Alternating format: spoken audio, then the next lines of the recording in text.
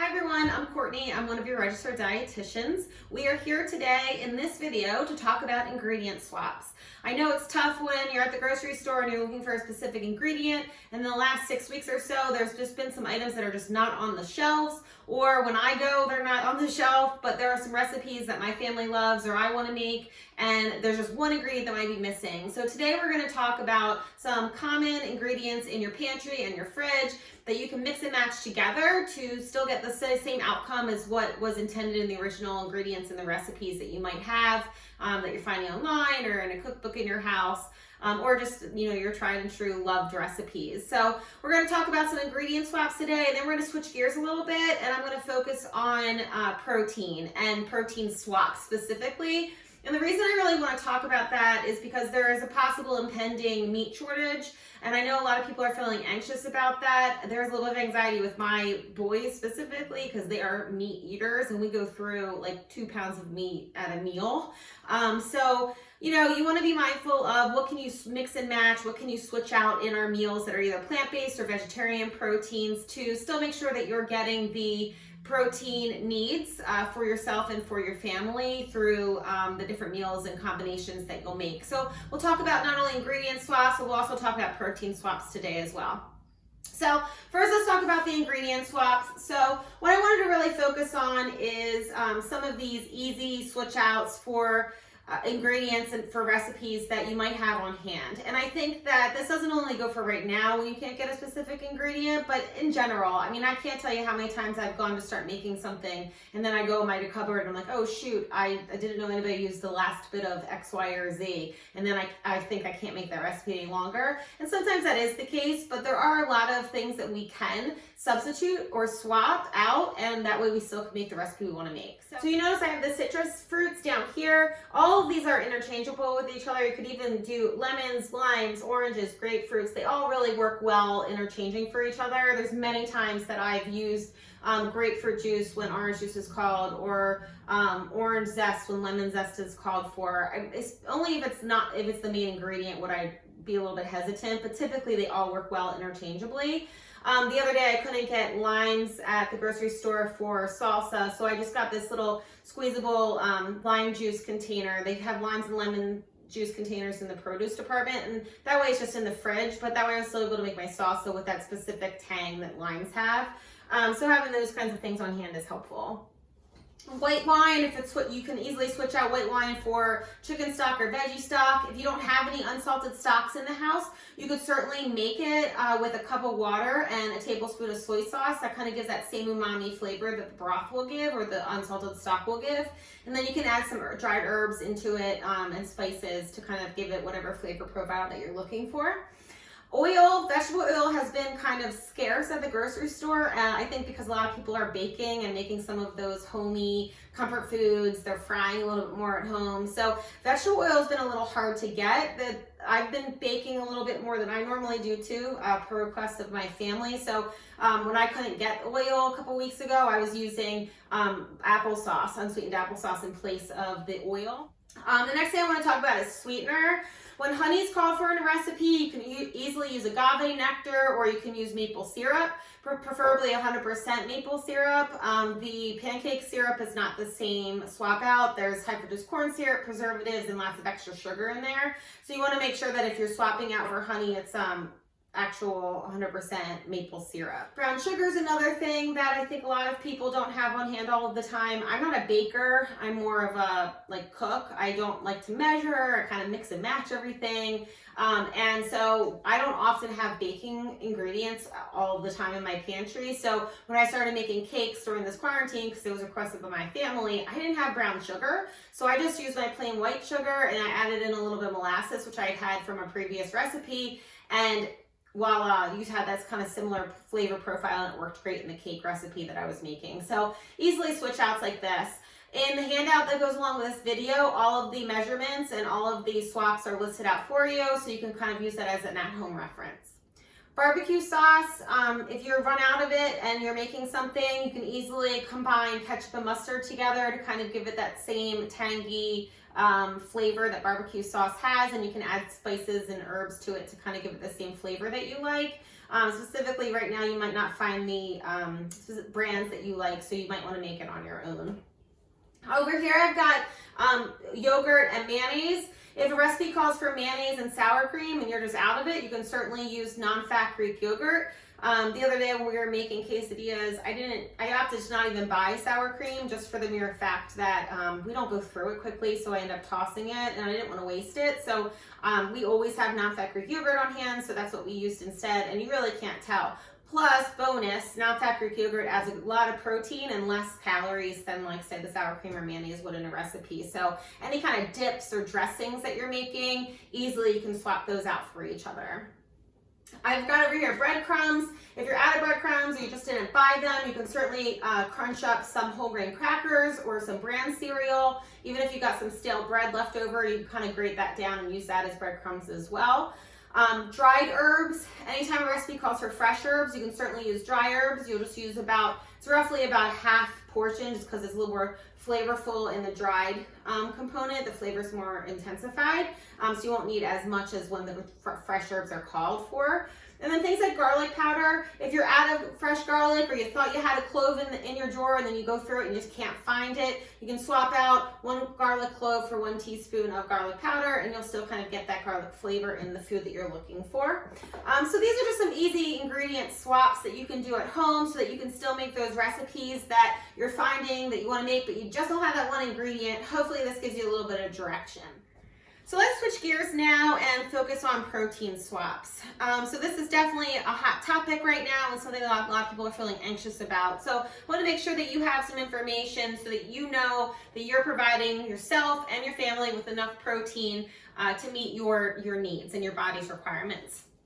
So if you're used to eating chicken and beef and pork regularly and you just can't get enough of it for all of your meals for the week in your grocery shopping, certainly we can rely on fish and shellfish. That's an easy swap. It's got similar protein per ounces of the protein options. So for about 3 ounces, you're getting about 21 grams of protein. So easily swapped there. I have these out because the shrimp always goes on sale and it's easy to keep in the freezer and it thaws out quick for a quick, easy meal. Whether you're doing stir fry, you just steam it to have a cocktail sauce.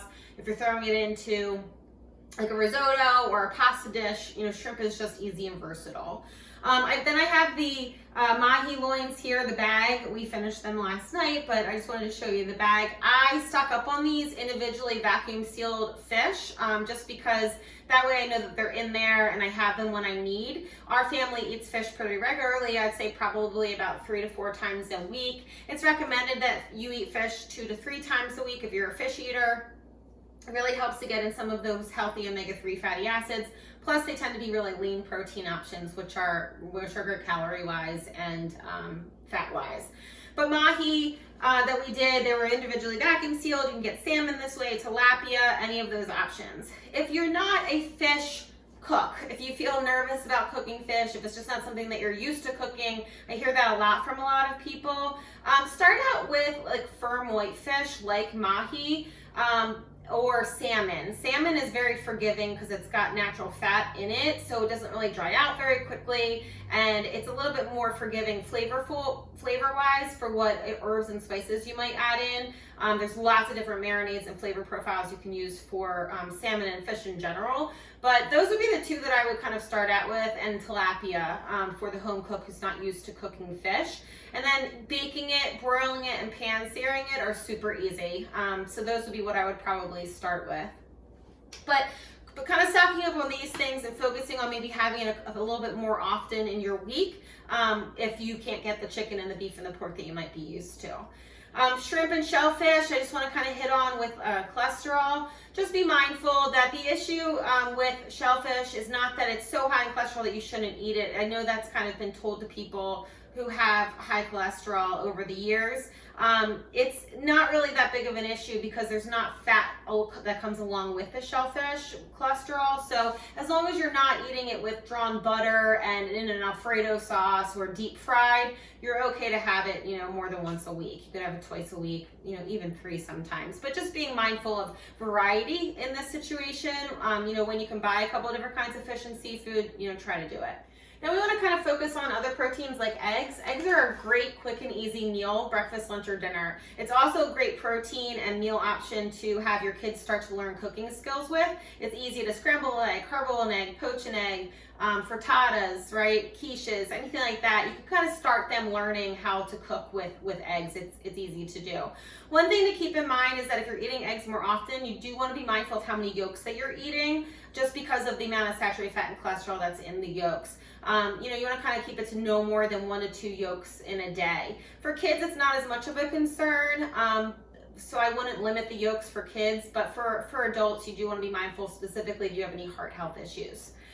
So fish, seafood, and eggs, definitely keep them on hand. Kind of moving more into the plant-based protein options, things like edamame. I have dried edamame, they're crunchy. I buy them myself. You can certainly dry them your own self and roast them. But these are great to add on to a salad, have as a snack, mix into a trail mix, and they have a great amount of protein in them, 14 grams for 1/3 of a cup, which is great. So having stuff like this on hand as a quick snack just bumps your protein up a little bit. Frozen edamame that's shelled and cooked already, all you have to do is thaw them out. The other day I did a quick slaw recipe where I used the edamame as the protein. You could use these shelled edamame and throw them into pasta dishes, rice dishes, stir fries, salads. You could just have them as a snack. They really are versatile as you would use any kind of chicken. So you can utilize that in recipes as well. Other proteins like soy-based, I don't have on hand just because I haven't bought them yet, but next time I go to the store, I'll probably start to stock up on some firm tofu.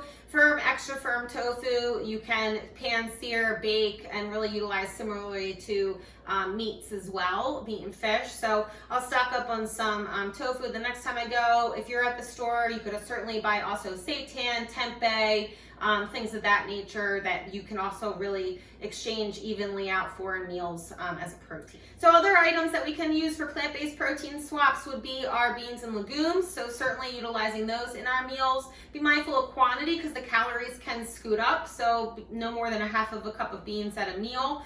And then things that are bean-based products I really love. So things like our spaghettis that are made out of black beans. I've got lasagna noodles here that are made out of lentils. Lentils here are great. So this bean pasta, for example, has 25 grams of protein per serving, which is comparable to about 3 to 4 ounces of meat or fish. So you don't even have to add a different protein to this meal. It could just be the pasta itself. And it comes in lots of different varieties. Chickpea pasta, black bean pasta, mung bean I've seen, lentil pasta I've got here for the lasagna noodles. So those work really great. Definitely stock up on those. If you've got picky eaters, they won't even realize what they're eating. You can also mix this into, like, do half and half. So if you've got, you can buy the, these are black beans, so they're black, so you can't really mix them in without knowing. But you could use like the mung bean or the chickpea pasta, and you can do like half regular pasta and half chickpea pasta, and then it's kind of mixed into and the textures blend, and the kids won't really notice that they're eating something different. So that's a great way to increase your protein at your meals. Things like seeds and nuts are great to make sure that you're including. Keep in mind again that calories do add up, so it's not a free-for-all. Your calories will scoot up and you can start to gain some weight because they are high in fat, healthy fat, but high in fat. So watch your quantity and your portions in the day. Quinoa and other fortified grains. Quinoa is a great protein choice. It's got about 6 grams of protein per serving, which is like a half a cup cooked. So that's a great protein add-in in a meal. It just helps to kind of, every little bit that you combine these different plant-based proteins in a meal increases that protein profile to make sure that you're meeting your needs for the meal and for the day. Other grain options that are great are some of these fortified tortillas and breads. A lot of the whole grain options have 5, 6, 8 grams of protein per serving, which just helps kind of add everything up, keep you a little bit fuller and satisfied. You can also mix in things like our mushrooms. They really give that umami taste that you might be used to with the beef or pork, and mixing in these into your recipes can help to kind of give you the flavors that you're used to. So these are just some ideas to kind of utilize to make sure that you're comfortable with swapping out the plant-based proteins for your meats that you're used to. Keep in mind that protein deficiencies is not something that is common in the US. Most adults easily meet their protein needs in the day within eating, I'd say, a meal and a snack. So it's not hard to get your protein needs in. Most of us eat more than we need in a day. So this isn't something that's going to cause health scares or cause you to not be healthful if you're not, adding in all of these protein choices. You'll still probably meet your needs. If you're concerned, definitely meet with a dietitian and go through your meal plan. I know that a lot of people are offering virtual classes and virtual counseling sessions, so definitely take advantage of those. So that's what I've got for you today. Ingredient swaps, protein swaps. Check out the handout that goes along with this video. Hopefully this helps you out. Have a great day, and I will see you guys soon. Bye.